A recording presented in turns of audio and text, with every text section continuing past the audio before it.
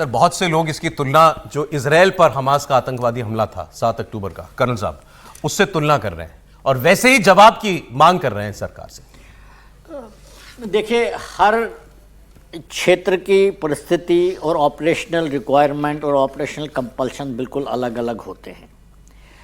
Israel जो कर रहा है वो इजराइल के लिए ठीक है, लेकिन हमें इजराइल से काफ़ी कुछ सीखना चाहिए। भारत के पास मैं एक इशू में बोलना चाहता हूँ, ओवरग्राउंड वर्कर्स की बात हुई, आपको मैं ये बताना चाहता हूँ, हर पॉलिटिकल पार्टी में जो टॉप लीडर्स हैं सब ओवरग्राउंड वर्कर्स हैं। नेशनल कॉन्फ्रेंस का एक बहुत ही बड़ा इम्पॉर्टेंट लीडर है आगा रूहुल्लाह, सांसद आगा रूहुल्लाह मेंबर पार्लियामेंट है, और जब वो आया था यहाँ पर स्पीच देने के लिए, आपको पता है उसने क्या बोला? उसने बोला भारत कल्चरल इन्वेजन कर रहा है कश्मीर में। नहीं, ये उसने 4 दिन पहले बोला। जब आसिम मुनीर ने ये बात कही, उससे पहले उसने ये बोला कि जितने टूरिस्ट हिंदुस्तान से यहाँ आ रहे, उन्होंने बोला, मैं उनका स्टेटमेंट रिप्रोड्यूस कर रहा हूँ, जो हिंदुस्तान से यहाँ टूरिस्ट आ रहे हैं, हिंदुस्तान से जो यहाँ टूरिस्ट आ रहे हैं, वो कश्मीर के ऊपर कल्चरल इन्वेजन है। इसका मतलब क्या है? इसका मतलब क्या है?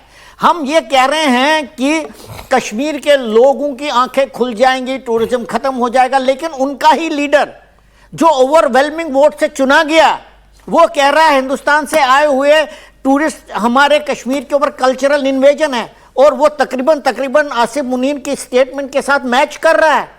तो ये लोग ओवरग्राउंड वर्कर्स हैं आपके। ये आज दिखा रहे हैं आप, महबूबा मुफ्ती वो झंडा लेकर जा रही है कि ये हम पर हमला है।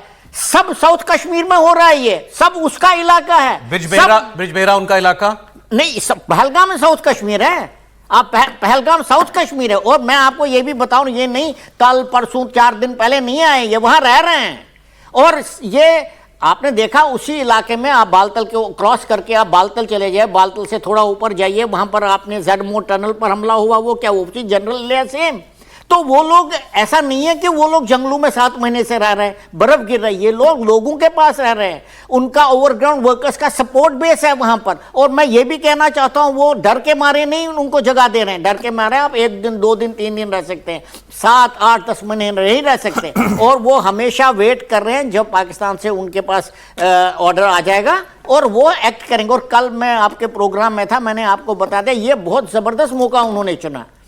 सऊदी अरब, अभी एक ऑब्जेक्टिव तो उनका हल हो गया, प्राइम मिनिस्टर को कट शॉर्ट करना पड़ा, और जीडी वैंस है यहाँ पर, उन्होंने भी आज स्टेटमेंट दी। और इसमें जो सबसे खतरनाक बात है, जो देश में वातावरण चल रहा है, कम्युनल फीलिंग जो रेज हो रही हैं बिकॉज ऑफ वक्त एक्ट, उसके लिए ये बहुत खतरनाक मौका उन्होंने चुना, क्योंकि उन्होंने बोला कि आप पहले बताओ हिंदू हो कि कोई और हो, जिसने बोला मैं हिंदू हूं वो मार दिया। अच्छा, एक और चीज मैं बताना चाहता हूं, मुझे कईयों के तो उनने कपड़े उतरवा दिए, फिर देखा वो सर्कमसाइज तो नहीं है कि नहीं है, नहीं था तो गोली मारो। इसका मतलब है वो जरूरत क्यों पड़ी उनको?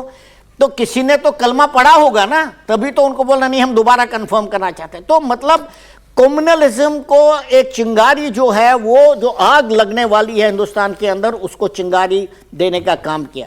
मैं एक और बात बताना चाहता हूं, आपने इजराइल का नाम लिया यहां पर। देखिए, पिछले 35 साल से हम सफर कर रहे हैं, खून हमारा बह रहा है। मैंने कल भी ये बताया था, खून हमारा बह रहा है, कश्मीरियों का खून बह रहा है, हमारे जवान शहीद हो रहे हैं, देश में उथल पुथल हो रही है। कोई बेगुनाह आदमी, कोई गुजरात से आया, कर्नाटका से आया, वो मारा जा रहा है। और हम क्या कर रहे हैं? हम बिकॉज पाकिस्तान को मालूम है हम कुछ नहीं करेंगे, हमारा थ्रेशोल्ड जो कल भी मैं बता रहा था, वो इतना ऊंचा है कि वहां तक वो नहीं पहुंचते। वो कह रहे हैं अच्छा चलो हमने मार दिया, भारत धमकी देगा, निंदा करेगा, दैट्स इट।